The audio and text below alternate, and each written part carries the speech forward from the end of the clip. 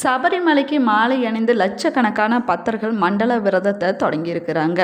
இன்னும் லட்சக்கணக்கான பக்தர்கள் பார்த்திங்கன்னா சபரிமலைக்கு போய் சாமி ஐயப்பனை தரிசனம் செஞ்சு விட்டு வீடு திரும்பி இருக்கிறாங்க. சபரிமலைக்கு ஏற்கனவே பல முறை சென்றிருந்தாலும் முதல் முறையாக போகக்கூடிய கன்னி சாமிகளுக்கு சபரிமலையில் தரிசனத்தையும் முழு பலனையும் பெறுவதற்கு என்ன செய்ய வேணும், சபரிமலை ஐயப்பனை தரிசனம் செய்ய வேண்டிய சரியான முறை என்ன என்பதை பற்றி தான் இந்த பதிவில் விரிவாக பார்க்க போகிறேங்க. வீடியோவை ஸ்கிப் பண்ணாமல் முழுசாக பாருங்கள். நம்ம சேனலை இப்போ தான் ஃபர்ஸ்ட் டைம் பார்க்குறீங்க அப்படின்னா நம்ம சேனலை இன்னும் சப்ஸ்கிரைப் பண்ணலன்னா சப்ஸ்கிரைப் பண்ணிக்கோங்க. கூடவே இருக்கிற பெல் ஐக்கானையும் ப்ரெஸ் பண்ணிக்கோங்க. உங்களுக்கு ஜோதிட ரீதியாக சந்தேகம் இருந்தாலும் சரிங்க, தனிப்படையாக ஜோதிடம் பார்க்க விரும்பினாலும் சரி, இந்த வீடியோவுக்கு கீழே டிஸ்கிரிப்ஷனில் வராகி அம்மன் ஜோதிட நிலையத்தோட தொலைபேசி எண் கொடுத்துருக்குறேன். இந்த எண்ணுக்கு தொடர்பு கொண்டு பேசி பாருங்கள். உங்கள் பிரச்சனைகளுக்கு சரியான தீர்வு கிடைக்குங்க. வாங்க வீடியோக்குள்ளே போகலாம். உங்களுக்கும் ஐயப்பன் பிடிக்கும் அப்படின்னா ஓம் சாமியே சரணமையப்பா என்ற வாசகத்தை மறக்காமல் கமெண்ட் பாக்ஸில் 3 முறை பதிவிடுங்க. வாங்க வீடியோக்குள்ளே போகலாம். சபரிமலை யாத்திரை செல்வதற்கு என்று ஒரு முறை இருக்குதுங்க. பாரம்பரிய வழிமுறைகளை பின்பற்றி முறையாக யாத்திரையை கடைபிடித்து வழிபட்டு முறைகளை மேற்கொண்டோம் அப்படின்னா சபரிமலை யாத்திரை முழு பலனையும் நம்மளால் பெற முடியுங்க. ஆனால் சபரிமலை யாத்திரை என்பது இன்று ஆரம்ப காலத்திலிருந்து பாரம்பரிய முறையில் இருக்குதா அப்படின்னு கேட்டால் கண்டிப்பாக இல்லை அப்படிங்கிறது தான் சரியான முறையை தெரிஞ்சவங்க சொல்லக்கூடிய பதிலாக இருக்குங்க. சபரிமலை யாத்திரை செல்லக்கூடிய பக்தர்கள் நேரமாக பம்பை வரை வாகனத்தில் சென்று அங்கிருந்து சன்னிதானம் சென்று 18ஆம் படி ஏறி ஐயப்பனை தரிசனம் செஞ்சுவிட்டு திரும்பி விடுவாங்க. ஆனால் முந்தைய காலத்தில் பெரிய பாதை வழியாக நீலிமலை ஏறி அதன் வழியாக சன்னிதானத்தை அடைந்து தான் பெரும்பாலானோர் கடைபிடித்துட்டு வந்திருக்கிறாங்க. அப்படி இல்லை என்றால் காட்டு வழி பாதையில் செல்லுவாங்க. சிறிய பாதை என்பதால் முந்தைய காலத்தில் கிடையாதுங்க. சபரிமலை ஐயப்பனை தரிசனம் செய்வதற்கு முறை எது என்ன என்பதை பற்றி பார்க்கலாம் வாங்க. சபரிமலையில் யாத்திரை செல்லக்கூடிய ஐயப்ப பக்தர்கள் முதல்ல எரிமலையில் இருந்து தான் உங்களுடைய பயணத்தை நீங்கள் தொடங்க வேணுங்க. எரிமேலி தான் சுவாமி ஐயப்பன் தன்னுடைய பயணத்தை தொடங்கிய இடம் அப்படின்னும் சொல்லப்படுது. அதனால தான் அங்கு சென்று தர்மசாஸ்தாவை வழிபட்டு விட்டு தான் சபரிமலையை நோக்கி பயணம் செய்ய வேணுங்க. அதற்கு பிறகு பம்பையில் நீராடி பம்பை கணபதியை வணங்கி விட்டு தான் சன்னிதானம் நோக்கி நடைப்பயணத்தை தொடங்க வேணும். சன்னிதானத்துக்கு போய் 18ஆம் படி ஏறுவதற்கு முன்னாடி தேங்காய் உடைத்து விட்டு கருப்பு சாமியையும் கருப்பாயி அம்மனையும் தரிசனம் செய்ய வேணுங்க. அதற்கு பிறகு பெரிய கடுத்த சாமியை வணங்கி விட்டு தான் 18ஆம் படி ஏறி போக வேணும். சுவாமி ஐயப்பனை தரிசனம் செஞ்ச பிறகு பரிவார தேவதைகளான நாகராஜா, கணபதி, மாளிகைபுரத்து அம்மன், கொச்சு, கொடுத்த சுவாமி, வன தேவதைகள், மலை தேவதைகள், ஐயப்ப மணி மண்டபம் போன்றவற்றை தரிசனம் செய்ய வேணும் அப்படின்னு சொல்லப்படுதுங்க. மேலுமே சபரிமலை தரிசனத்தை முடித்த பிறகு நேரடியாக வீட்டுக்கு தாங்க வர வேணும். மற்ற கோவில்கள் சுற்றுலா தலங்களுக்கு போகக்கூடாது. வீட்டுக்கு வந்த பின்னாடி உங்களுடைய விரதத்தை நீங்கள் தொடர வேணுங்க. சபரிமலையில் இருந்து வீட்டுக்கு திரும்பி வந்ததும் அங்கிருந்து கொண்டு வந்த பிரசாதத்தை சாமி முன்னாடி வைத்து பூஜை செய்து வழிபட வேணுங்க. அதற்கு பிறகு வீட்டில் பெரியவங்க இருந்தாங்க அவங்களுடைய கால்களில் விழுந்து நீங்கள் ஆசீர்வாதம் வாங்க வேணும். சிறியவர்களுக்கு நீங்கள் பிரசாதமாக கொடுக்க வேணுங்க. வீட்டில் பூஜை செய்து விட்டு வழிபட்ட பிறகுதான் மாலையை நீங்கள் கழட்ட வேணும். உங்களுடைய விரதத்தையும் நீங்கள் நிறைவு செய்ய வேணுங்க. மாலையை அணியும் போது எப்படி பூஜை செஞ்சு மாலையை அணிந்து கொண்டீங்களோ அதே போல் பூஜை செய்து விட்டு தாங்க மாலையை கழட்ட வேணும். சபரிமலையிலிருந்து வீடு திரும்புவதற்கு முன்னாடி வழியிலையோ இல்லைன்னா பம்பையிலையோ வேறு கோவில்கள்லையோ மாலையை கழட்டக்கூடாதுங்க. மேலுமே சபரிமலை ஐயப்பன் கோவிலில் 56 வகையான வழிபாடுகளானது நடைபெறும் அப்படின்னும் சொல்லப்படுதுங்க. அது என்னென்னு பார்க்கலாம் வாங்க. நெய் அபிஷேகம், சர்க்கரை பாயசம், வெள்ளச்சோறு, பொறி நெய்வேத்தியம், மலை வடிவ பூஜை, விபூதி பிரசாதம், நெய் விளக்கு, ஆடை சமர்ப்பித்தல், ஆடை அணிவித்தல், அஷ்டோத்தர்ச்சனை, அப்பம், மஞ்சள் குங்குமம் அபிஷேகம், மஞ்சள் குங்குமம் பிரசாதம், சுயம்பர அர்ச்சனை, இலை அப்பம் நெய்வேத்தியம், பூஜித்த மணி, ஒற்றை கிரக பூஜை, அபிஷேக நெய் மற்றும் அரவணை, பஞ்சாமிர்த அபிஷேகம், நீராஞ்சனம், பூஜித்த பெரிய மணி, நவகிரக நெய்விளக்கு மற்றும் நாமகரணம், தங்க ஆபரண பூஜையானது நடைபெறும் அப்படின்னு சொல்லப்படுதுங்க.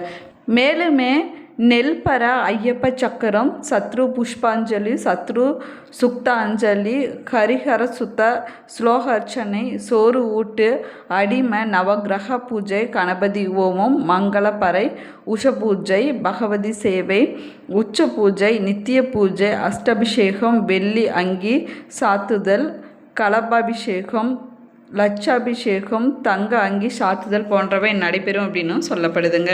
மேலுமே புஷ்பாபிஷேகம், உற்சவ பலி, உதயாஸ்தம பூஜை, சக்கர கலசம், பூ அலங்காரம், படி பூஜை போன்றவைகளும் நடைபெறுங்க. அதே போல் பம்பை கணபதி, அனுமார் கோவில் கணபதி ஹோமமானது நடைபெறுங்க. இருமுடி கட்டுதல், வடைமாலை, மோதகம், அவல் நெய்வேத்தியம், அர்ச்சனை, நூல் ஜபம் போன்றவை நடைபெறும் அப்படின்னும் சொல்லப்படுதுங்க.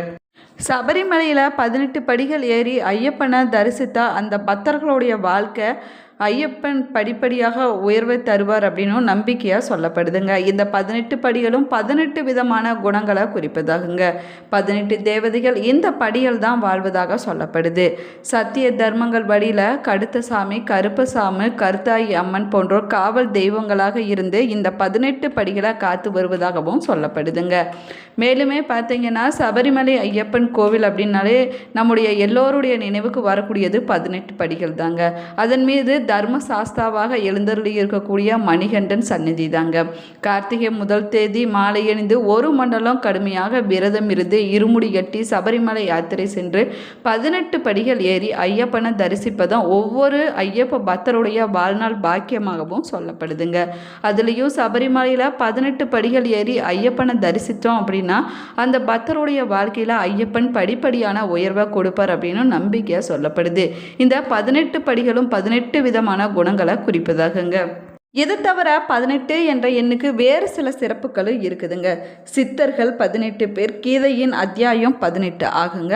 மகாபாரத யுத்தம் நடந்ததும் 18 நாட்கள் ஆகுங்க. இப்படி 18 என்ற எண்ணுக்கு பல சிறப்புகள் இருப்பதாகவும் சொல்லப்படுது. இந்த 18 படிகளும் தங்க கவசத்தால் மூடப்பட்டு இருக்குங்க. 10 கிலோ தங்கம், 30 கிலோ வெள்ளி மற்றும் பித்தளை, ஈயம், செம்பு போன்ற உலோகங்களை கொண்டு இந்த கவசமானது அமைக்கப்பட்டிருக்குது அப்படின்னும் சொல்லப்படுது. மேலுமே ஐயப்பன் தன்னுடைய 18 கருவிகளை கையில் வைத்து 18 படிகளை உருவாக்கியதாகவும் சொல்லப்படுதுங்க. அவை பார்த்தீங்கன்னா வில், வால், வேல்கதை, அங்குசம், பரசு, பிந்திய பாவம், பசிரை, குந்தகம், ஈட்டி, கைவால், சுக்கு மாந்தடி, கடுத்தவை, பாசம், சக்கரம், ஹெலம், மலுக், முஷலா போன்ற 18 போர் கருவிகளாகுங்க. ஐயப்பன் கோவிலில் இருக்கக்கூடிய 18 படிகளில் விநாயகர், சிவன், பார்வதி, முருகன், பிரம்மா, விஷ்ணு, ரங்கநாதர், காளி, யமன், சூரியன், சந்திரன், செவ்வாய், புதன், குரு அதாவது வியாழன், சுக்கிரன், சனி, ராகு, கேது போன்ற 18 தேவதைகள் இருந்து அருள் செய்வதாக சொல்லப்படுதுங்க.